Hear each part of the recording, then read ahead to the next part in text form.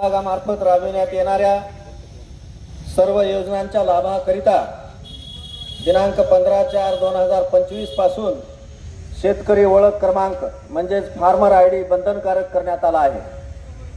पीक विमा, पीएम किसान योजना, नानाजी देशमुख कृषी संजीवनी प्रकल्प, महाडीबीटी पोर्टलवरील सर्व योजना यासारख्या कृषी विभागाच्या इतर सर्व योजनांचा लाभ घेण्यासाठी आता शेतकरी ओळख क्रमांक म्हणजेच फार्मर आयडी अनिवार्य करण्यात आलेला आहे।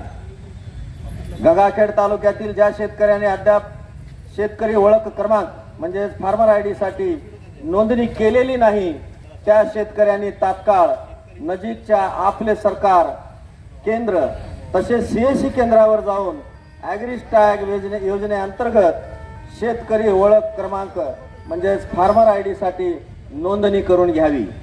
धन्यवाद।